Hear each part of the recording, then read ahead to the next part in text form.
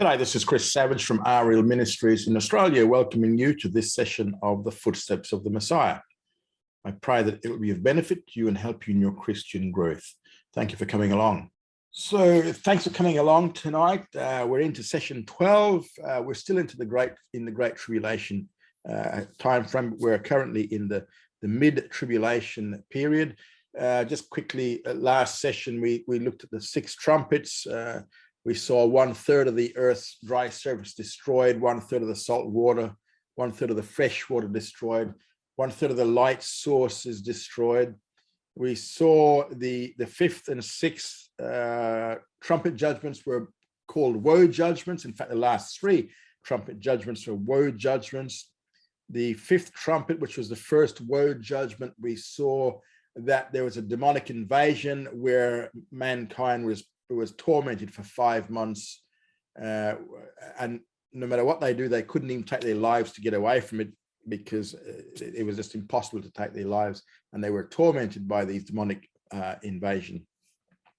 And then the second woe judgment we saw, we had 200 million demons released from the abyss, and their mission was to kill 1/3 of the earth's population. And we had the two witnesses. The two witnesses are two Jewish prophets that God will raise up in the tribulation period. And they serve in the first 3.5 years of the tribulation. And they cause all sorts of plagues to happen upon the earth, and they kill by fire. We also met up with the Ecclesiastical Babylon, which is the great harlot. And this is the final form of the Jezebel Roman Catholic system and the Laodicean, the apostate Protestantism, united into a one world church. This is actually the counterfeit bride of Christ. And we found out that this ecclesiastical Babylon is sitting upon a beast with 7 heads and 10 horns. And that tells us that she has the support of the civil government at that period of time. This is up until the first half. This is during the first half of the tribulation. And we also found out that she is responsible for the persecution of the saints. The fifth seal saints were being killed, and it is from this ecclesiastical Babylon. And now we're still into that section where we're looking at the mid-tribulation, the events of the middle tribulation. So we've had the 6 trumpet judgments. They're concluded at the time of the middle of the tribulation, and it's followed now by a temporary, there's no activity as such for a while, no judgments being poured out from heaven. So we have this lull. It's like the quiet before the second half of the storm. Now, in the book of Revelation, the events of the middle of the tribulation are found in chapters 10 to 14. There's chapters 10 to 14 and also chapter 17. The nations are going to be in turmoil as the Antichrist now proceeds to take over political, economic, and religious control of the entire world. And because so many things are happening during the middle of the tribulation period, we can't be certain of their chronological order. But what we have here is, Dr. Fruchtenbaum has set out for us what would seem to be the most logical sequence. So first up now, we're in this lull, this quiet period, if you like, in the middle of the tribulation. And we see now the little book of Revelation 10, verses 1 to 11. Now, this is after the 6th trumpet judgment. We have this temporary suspension of further judgments. And John now sees in verse 1 of chapter 10, a strong angel coming down out of heaven, and he's arrayed with a cloud. And he also has in his hand a little book or a scroll, and it's open. Now, this is the second scroll mentioned in Revelation. The first one was the 7 seal scroll, which had the 7 seal and 7 trumpet judgments of the first half of the tribulation. And in verse 3 of chapter 10, when the strong angel cried, the 7 thunders uttered their voices. And John says, I was about to write. He was about to write what they said, the 7 thunders. And I heard a voice from heaven saying, seal up the things which the 7 thunders uttered and write them not. So John here was now forbidden to write what they had said. Now, so far, 6 of the 7 trumpets have sounded. The 7th is yet to come. And then in verses 5 to 7, this strong angel again, he's standing upon the sea and upon the earth, and he lifted up his right hand to heaven, and he swore by him that lives forever and ever. And he goes on to say that there shall be delay no longer. But in the days of the voice of the 7th angel, when he's about to sound, then is finished the mystery of God. Now, what exactly is he saying here? Well, what he's saying here is that the judgments of God will be completed. Just as a 7th seal judgment contained the 7 trumpet judgments, the 7th trumpet judgment now contains the 7 bowl judgments. And these bowl judgments will finish the judgments of God, and they'll fulfill all the prophecies dealing with the tribulation's second half. So the second half of the tribulation contains the 7 bowl judgments. Now, this 7th trumpet will not be an all-at-once judgment, because it's going to be a process, because it says there, in the days, plural, of the voice of the 7th angel is the mystery of God finished. So what we see, it's days, which means that there's a time period involved here. You know, the bowl judgments all come toward the end of the tribulation, and with them, the mystery of God is finished. And the mystery of God is the tribulation judgments. So the 7th trumpet, which contains the 7 bowl judgments, is the 3rd woe, which is the worst of all. Now, it's worst of all because it contains the 7 bowl judgments. Now, the little book contains all the information regarding the 7th trumpet with the 7 bowl judgments. And we're going to find this in Revelation chapters 15 and 16. Now, attention is now focused on the little book in verses 8 to 10. And John was commanded to eat the book. John writes, and I went unto the angel, saying unto him that he should give me the little book. And he says unto me, take it and eat it up, and it shall make your belly bitter, but in your mouth it shall be sweet as honey. So it was sweet like honey in his mouth, but then it was bitter in his belly. Now, what does this mean?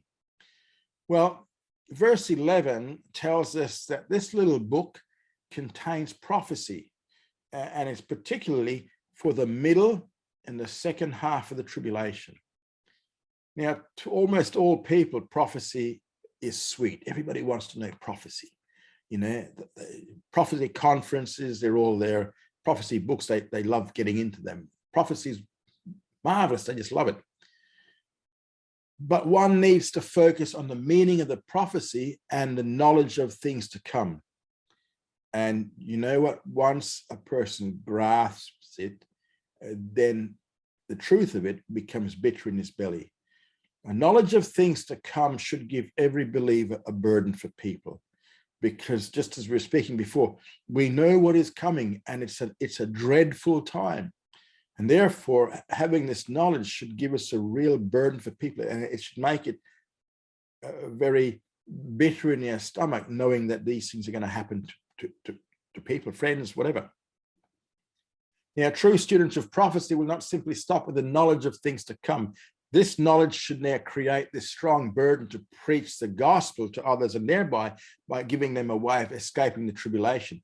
How are they going to escape the tribulation? Well, the way of escape from the tribulation is by the rapture. And the one requirement to qualify for the rapture is that a person places their faith and trust in Jesus as the Messiah. Now, Revelation 10 introduces the reader to the events of the middle of the tribulation, which is in this little book. Now we're going to see the second worldwide conflict, which Daniel 11, verses 40 to 45 speaks about. Peace between the Antichrist and the 10 kings ruling the 10 kingdoms of the world is now shattered as the Antichrist begins his move to take complete political control. So the second worldwide conflict of the tribulation begins with the Antichrist declaring war on the 10 kings. And in Daniel 11, verse 40, we see 40 to 45, we see this. In verse 40, it says, and at the time of the end shall the king of the south contend with him. The king of the south is Egypt in this context, back in Daniel 11. And the king of the north shall come against him like a whirlwind. King of the north is Syria, and he shall enter. And he shall enter into the countries and shall overflow and pass through. That's a military victory. He shall enter also into the glorious land. Now, the glorious land is Israel. And many countries shall be overthrown, but these shall be delivered out of his hand, Edom and Moab, and the chief of the children of Ammon. And then 42 goes on to say, and the land of Egypt shall not escape. But then 44 says, but tidings out of the east. Now, the east is Mesopotamia, because it's east of Israel, it's Mesopotamia. Anytime it speaks about the east, it means Mesopotamia. And out of the north shall trouble him, and he shall go forth with great fury. This is the Antichrist, great fury to destroy and utterly to sweep away many. So in this war against the 10 kings, he moves against the north, which is Syria, the south, which is Egypt, and the east, which is Mesopotamia. And he kills these 3 kings. And this, we can find this in Daniel chapter 7, verses 8 and 20 and 24. Daniel 7, 8, 20 and 24. Now, when he conquered Egypt, he now has a clear run for his conquest of Africa. And verses 42 and 43 of Daniel 11 tell us this. He'll also invade Israel, the glorious land. And this is also mentioned in Revelation 11, verses 1 to 2. It's in Revelation 11, verses 1 to 2. And this will set him up, or set the stage for the abomination of desolation, because he's going to invade Israel with the intention of eventually setting himself up as God. Now, eventually, Antichrist will gain political control of the whole world. But 3 countries will escape his domination, and that is Edom, Moab, and Ammon. Now, they're the names of these countries back in that time. Today, these nations will come under one government, and that is the Kingdom of Jordan. So this area in Jordan will escape political control of the Antichrist. And we'll see later why this is going to happen. In verse 45, the Antichrist sets up his headquarters. It says, he shall plant the tents of his palace between the sea and the glorious holy mountain. Now, a more accurate translation of this verse would be, he shall plant the tents of his palace between the seas at the glorious holy mountain. Now, the word tent refers to the military tent of a general, and the word palace to a royal tent. So you bang both of them together, and it's a royal tent of a general will be set up for the Antichrist. And it is pitched between the seas. Now, which seas are we talking about? Well, we're talking in Israel, we're talking about the Mediterranean Sea and the Dead Sea. And this royal tent will be located at the glorious holy mountain. Well, where is that? Well, that's the Temple Mount. It's called Mount Moriah or Mount Zion. And the establishment of Antichrist headquarters in this location now sets the stage for several other events. Now, in the middle of the tribulation, we're going to see that the Antichrist will be killed. And it's apparently during this military campaign against the 10 kings that the Antichrist is killed, because Daniel chapter 11, verse 45, the second part of 45 says, yet he shall come to his end, and none shall help him. Now, the Apostle John in Revelation 13:3, John in 13:3 also mentions the death of the Antichrist. John says, and I saw one of his heads as though it had been smitten unto death. One of his heads. Now, the seventh head, cast your mind back to where we were with the seven heads. The seventh head, which is the Antichrist, receives a fatal blow. And the phrase, as though it had been smitten unto death, is an idiom for a resurrected individual. And so real death is involved. He physically died, because this idiom, as though it had been smitten unto death, is used of Messiah, Jesus, in Revelation chapter 5, verse 6. So in this military campaign between the Antichrist and the other kings, the Antichrist is killed. Now, we're going to see Satan is going to be cast down to the earth. And we find this in Revelation 12, verses 7 to 12. Now, at this point, Satan is now cast down out of his third abode, where he currently dwells within the atmospheric heavens, to his fourth abode, which will be the earth, the physical earth. So in the middle of the tribulation, while war breaks out on earth between the Antichrist and the 10 kings, war also breaks out in the atmospheric heavens. We see this in Revelation 12, verse 7. And there was war in heaven, Michael and his angels going forth to war with the dragon, and the dragon warred and his angels. So the conflict here is between the archangel Michael and his forces and the arch enemy Satan and his forces. And they prevailed not. This is Satan and his forces. They prevailed not, neither was their place found any more in heaven. And the great dragon was cast down. He was cast down to the earth, and his angels were cast down with him. So Michael is victorious, and Satan and his hosts, his crew, are cast out of the atmospheric heavens, and they're now confined to the earth. They're cast down and confined to the earth. And the great dragon, verse 9, the great dragon was cast down, the old serpent, he that is called the devil and Satan, the deceiver of the whole world. In this one verse here, he's given 5 names. And all of these names are describing his person and his work. In the great dragon, we see his fierceness and his ferociousness. Now, the old serpent, well, that points back to the Garden of Eden, where due to Satan's temptation, man fell, bringing sin and death into the human experience. The Great Tribulation is a judgment of man's sin. It's to put an end of wickedness and the wicked ones. Now, in the word devil, Satan is viewed as the accuser of all God's children. And then the word Satan, well, we know the word Satan means adversary. And in this name, he is seen as the opponent to God's program. And as the deceiver, well, he's pointed out as the great master counterfeiter who attempts to deceive elect and non-elect alike.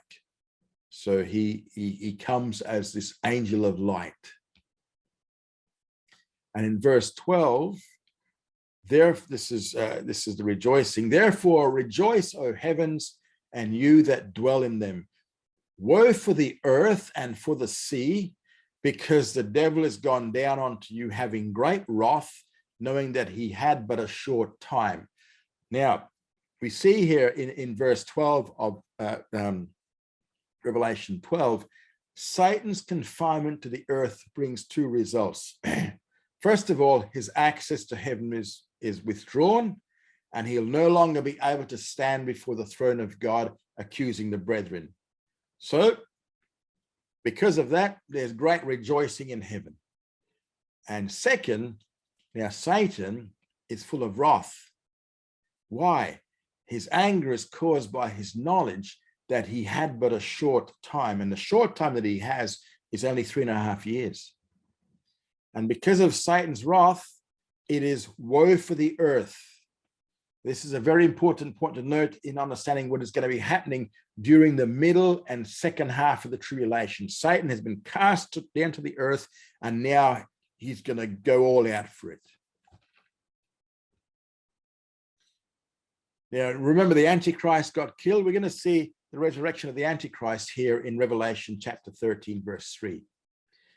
Now, Satan has just been cast out of heaven. He's down to the earth, confined to the earth. He now sets out to destroy the Jews. And he begins his course of destruction by bringing the Antichrist back to life. Because in Revelation 13:3, it says, and I saw one of his heads, this is a beast, 7 heads, one of his heads, as though it had been smitten unto death, and his death stroke was healed.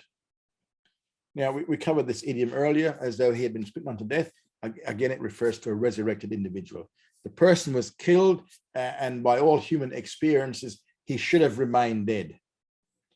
But the text here clearly goes on to say that his death stroke was healed. That is, he was made alive by resurrection. He was resurrected from the dead. And then the whole earth wondered after the beast. Why? Because of his resurrection, the world begins to worship him. Now, just have a look at this. Here we can see that the Antichrist is the counterfeit son in every respect. We know this counterfeit son, the Antichrist, had a multiplicity of names. He had many names that were referred to him. He had a counterfeit virgin birth. He's a counterfeit God-man, and now a counterfeit death and resurrection. So he's counterfeiting the true son in every respect. Now we see here we're going to see here that the 3 kings are killed, and then the other 7 of the 10 now submit to the Antichrist. And this we find in Daniel 7, verse 24, and Revelation 17, 12 to 13, and 17. Now, the attempt of the Antichrist to gain political control is going to be interrupted by his death.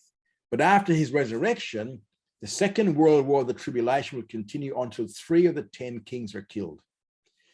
We covered this back in Daniel 7, verse 24, where it says, as for the 10 horns, out of this kingdom shall 10 kings arise, and another shall arise. That's the 11th horn, little 11th horn. Another shall arise after them, after the 10, and he shall be diverse from the former, and he shall put down 3 kings. Put down 3 kings means he kills 3 kings. Now, once 3 of these 10 kings are killed, the others submit to Antichrist's authority. And we find that in Revelation 17, verses 12 to 13, where it says, and the 10 horns that you saw are 10 kings who have received no kingdom as yet, but they receive authority as kings with the beast for 1 hour. These have one mind, and they give their power and authority unto the beast. So the 10 horns are the 10 kings of Daniel 7. And eventually they will give up their power and authority to the Antichrist. Same point we see in Revelation 17, verse 17. For God did put in their hearts to do his mind, and to come to one mind, and to give their kingdom unto the beast, until the words of God should be accomplished. So the kings are going to the remaining kings are going to all come to one mind, which is to give their kingdom unto the Antichrist, the beast.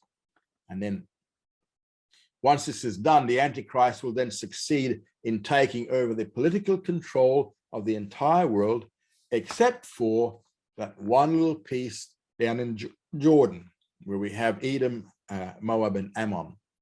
That's southern Jordan. Now, the second political system of the tribulation is going to begin at this point. The Antichrist's next goal will be to gain world religious control.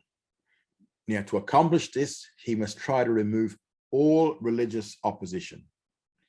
And this includes ecclesiastical Babylon, which is the counterfeit bride of Christ, the false church, the 2 witnesses, and the Jews.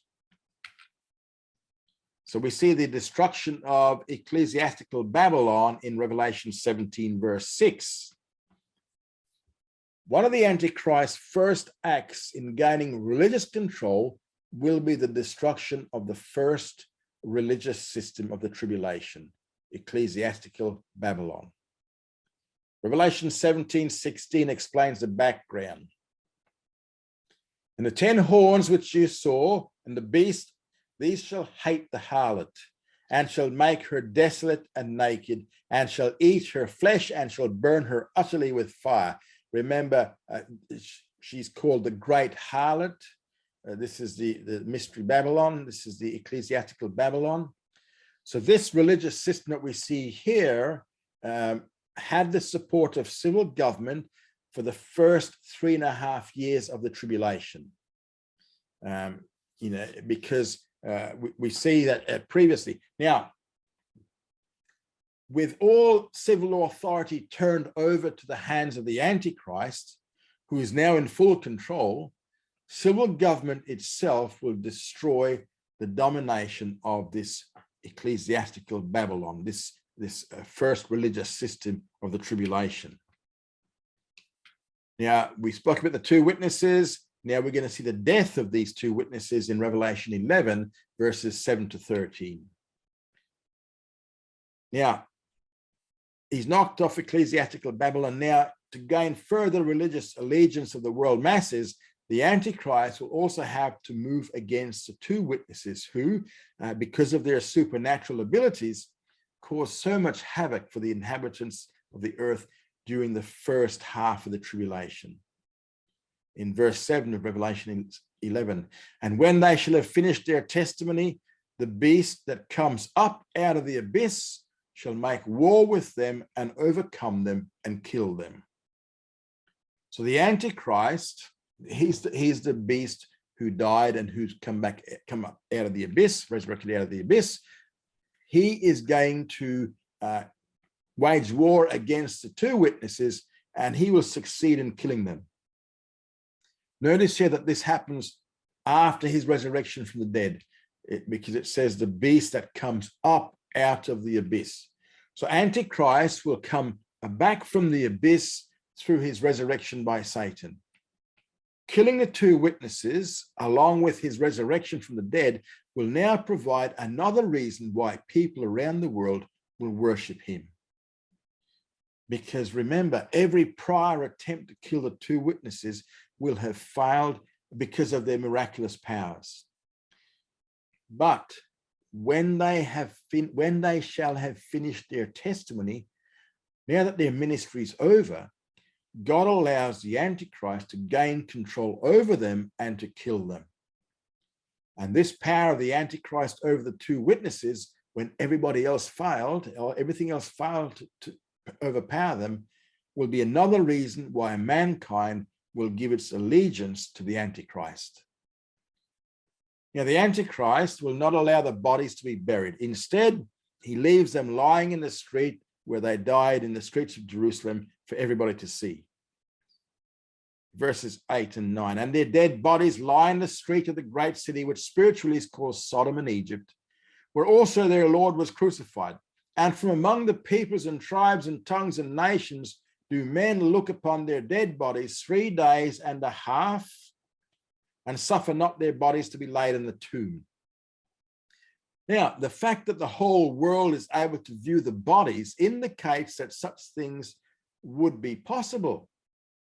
But it'd have to be sometime in the future from John's day, because it wasn't possible in John's day. Well, nowadays, anything's possible like this. We with everything that's going on, we can see everything that's going on. Now, he's going to leave the bodies lying in the streets of Jerusalem unburied for this 3.5 days.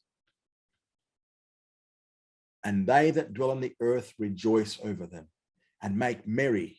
And they shall send gifts one to another, because these two prophets tormented them that dwell on the earth. So during this time, the inhabitants of the earth are going to rejoice over the death of the two witnesses, because they were so tormented by them. And the rejoicing extends to the point that people will give gifts like Christmas to one another. They're so overjoyed at the death of these two witnesses that they start giving gifts to one another. But then the rejoicing will cease suddenly, because in verse 11 it says, and after the 3 days and a half, the breath of life from God entered into them, and they stood upon their feet, and great fear fell upon them that beheld them. So after this 3.5 days, the 2 witnesses are going to be resurrected and taken to heaven in the sight of all. And they heard a great voice from heaven saying unto them, come up hither. And they went up into heaven in the cloud, and their enemies beheld them. So suddenly, seeing this happen, fear now fall on all as they're able to see the ascension of the 2 witnesses into heaven. Now, Jerusalem, where the murder of the 2 witnesses will take place and where the bodies will be displayed, will receive sudden judgment. And in that hour, there was a great earthquake, and the 10th part of the city fell, and there were killed in the earthquake 7,000 persons, and the rest were affrighted and gave glory to the God of heaven.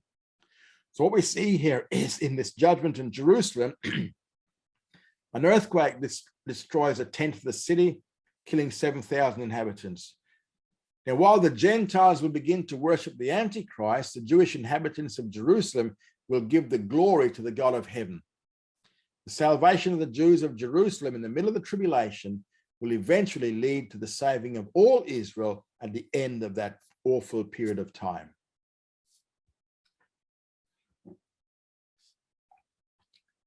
Now we see the worship of the Antichrist and continuing in Revelation 13, verses 3 to 10. The world will now see the counterfeit resurrection of the Antichrist from the dead and his power over the 2 witnesses who had tormented unbelievers for the first 3.5 years of the tribulation.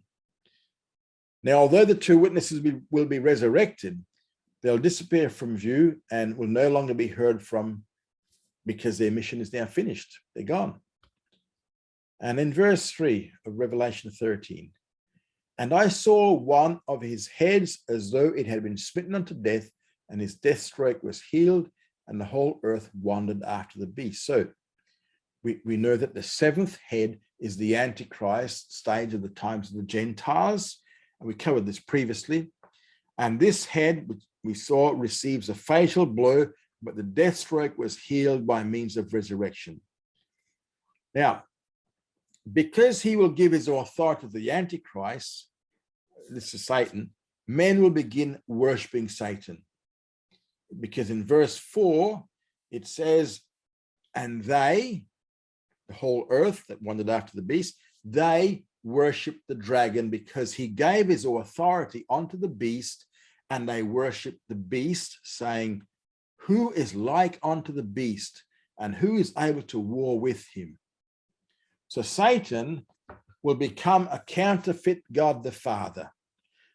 Why do we say that? Because just as God the Father is worshipped through the true Son, Satan is to be worshipped through the counterfeit Son. And so what we're going to see is that, well, we won't see it, but what's going to happen is that men will worship him and will give him supreme glory by saying, who is like the beast, and who can wage war against it? And the inhabitants of the earth will begin to worship the Antichrist as the king of the world and as God. And then in verses 5 to 7 of Revelation 13, we see the activities of this pseudo-God. There was given to him a mouth speaking great things and blasphemies. And there was given to him authority to continue 42 months. So he will utter proud words and blasphemies, and he'll declare himself to be God, and he'll call men to begin worshiping him. Now he's going to be given authority to continue for 42 months, which is equivalent to 3.5 years. And so his control is to extend throughout the second half of the tribulation. In verse 6, he opened his mouth for blasphemies against God, to blaspheme his name and his tabernacle, even them that dwell in the heaven. So he is just going to be so full of himself that he's going to blaspheme against all that is in heaven, both God and all those who are there. And it was given unto him in verse 7 to make war with the saints and to overcome them. So he's going to war against the saints, and he will overcome the saints. And as is evident from his murder of the 2 witnesses, and he'll continue now to persecute all believers in Messiah. He'll also hold political authority over the earth, for he'll be given authority over every tribe, every people, every language, and every nation. Now, what is said here in Revelation 13, verses 5 to 7, is also found in Daniel chapter 7, verse 25. Daniel 7, verse 25. And there was given to him authority over every tribe and people and tongue and nation. So at this point, Antichrist will not only have political authority of the whole world, but also religious authority. Because in verse 8, it says that, and all that dwell on the earth shall worship him. Everyone whose name has not been written from the foundation of the world in the book of life of the Lamb that has been slain. So all unbelievers whose names have not been written in the Lamb's book of life will worship the Antichrist as God. Now, in light of this situation, we have a warning in verses 9 and 10. If any man has an ear, let him hear. If any man is for captivity, into captivity he goes. If any man shall kill with the sword must he be killed. Here is the patience and the faith of the saints. So what this is saying to us is that the very way that men will treat the saints, God will treat them. If they enslave the saints, God will enslave them. If they kill the saints, they'll be killed. And this is a word of patience to the saints. It's a word of comfort to believers living in this period of persecution. They will understand that whatever suffering they undergo, God will in turn judge those perpetrating the persecution in the same way. Now we come to a third person, and this is the false prophet, which we find in Revelation 13, verses 11 to 15. We covered the rise of the counterfeit father and the counterfeit son. Now we're going to see that the counterfeit trinity is going to be completed, because it's going to describe the counterfeit Holy Spirit in the person of the false prophet. This is chapter 13, verse 11. And I saw another beast coming up out of the earth, and he had two horns like unto a lamb, and he spoke as a dragon. So, following the rise of the first beast, the Antichrist, John now sees a second beast come up out of the earth. Now, coming up out of the earth emphasizes his humanity. He's a human being. Now, this beast will appear like a lamb. What does that mean? It means that he'll be giving the appearance of a truly religious character, and thus he'll be deceiving many. But he looks like a lamb, but he's going to speak like a dragon, and so will betray his true nature, because he'll be an agent of Satan, who right throughout Revelation is portrayed as a dragon. So this second beast is elsewhere called the false prophet. In Revelation 16, verse 3, we see him, it says there, and I saw coming out of the mouth of the dragon, out of the mouth of the beast, which is the Antichrist, and out of the mouth of the false prophet. So that's the third person of the counterfeit trinity. And then in Revelation 19:20, it says, and the beast that was taken, the beast was taken, and with him the false prophet that wrought the signs in his sight. So where it says, where we speak of the false prophet, he's referred to this in Revelation 16, verse 13, Revelation 19, verse 20, and Revelation 20, verse 10. This third person of the counterfeit trinity is called the false prophet.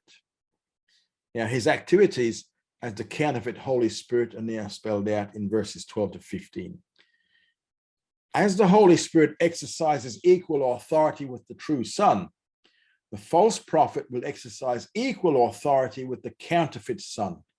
In verse 12, first part of verse 12, and he exercises all the authority of the first beast in his sight. Now, just as the Holy Spirit calls all men to worship the resurrected Son, the false prophet will call all men to worship the resurrected counterfeit son, whose fatal wound was healed.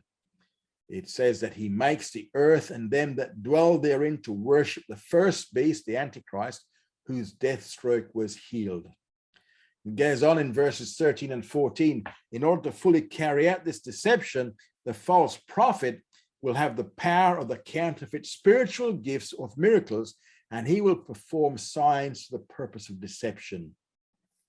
It says he does great signs, that he should even make fire to come down out of heaven upon the earth in the sight of men. And he deceives them that dwell on the earth by reason of the signs which it was given him to do in the sight of the beast.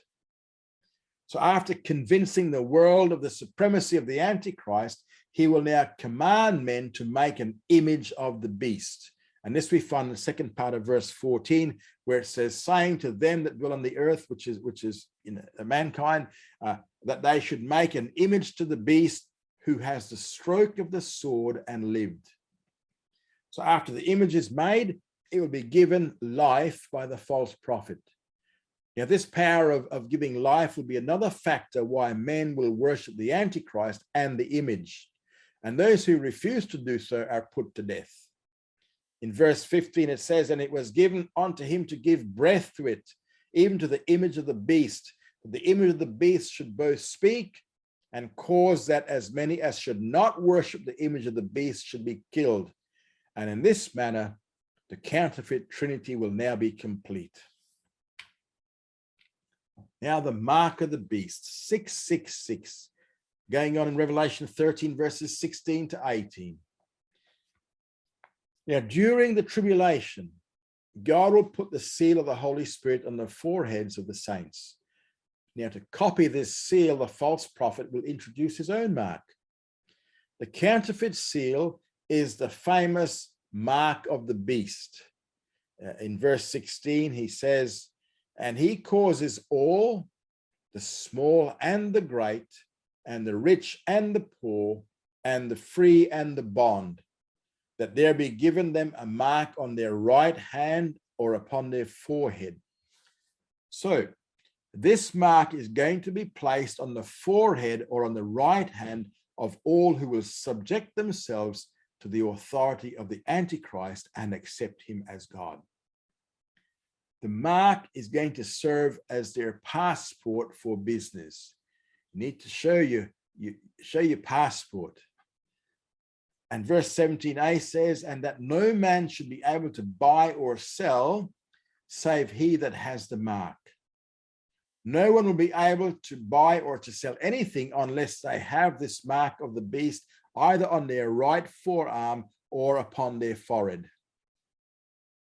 Now, this, notice here, there's nothing to do here with banking systems or cashless societies or a one world money system. The mark of the beast has nothing at all to do with credit cards, which is which at one time was the go.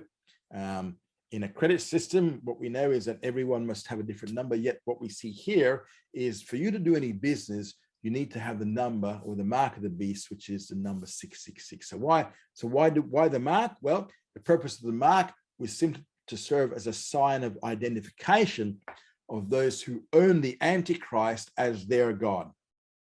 Only those who have this number will be permitted to work, to buy, to sell, or to simply make a living. Now, when does all this happen? This happens in the midpoint of the tribulation. So for those people who are telling us today that what's going on today, the mark of the beast is being given out, we're not in the midpoint of the tribulation. Time frame's wrong. Now, the interpretation of the mark is now given by 5 clues that we find in the second part of verse 17 and verse 18. It says, even the name of the beast or the number of his name. Here is wisdom. He that has understanding, let him count the number of the beast, for it is a number of a man, and his number is 666. So 5 clues. It is the name of the beast. It is a number of his name. It is a number of the beast. It is a number of a man, and it is a number 666. So reading this, we can see that the number of the beast is also the number of a man, and that man is the Antichrist. He is the last ruler of the final form of the fourth Gentile empire.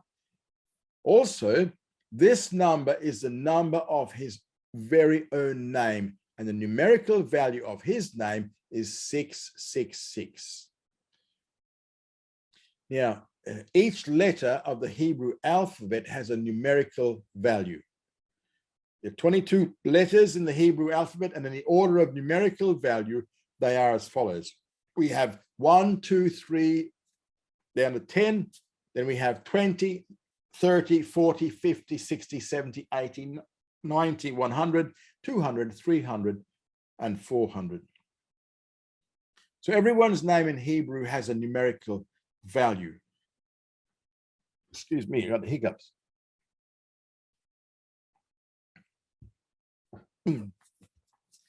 So the name of Yeshua, the Messiah, has a numerical value of 748. Whatever the personal name of the Antichrist will be, if his name is spelled out in Hebrew characters, its numerical value will be 666. So this is the number that will be put on the worshippers of the Antichrist. And since several different calculations can be equal to 666, it's impossible to figure out the name of the person in advance. We just don't know. But when he does appear, whatever his personal name will be, it will be equal to 666. And at that time, those who are wise will be able to point him out. Now, the 7-year covenant, this seven-year covenant is now broken, midpoint of the tribulation.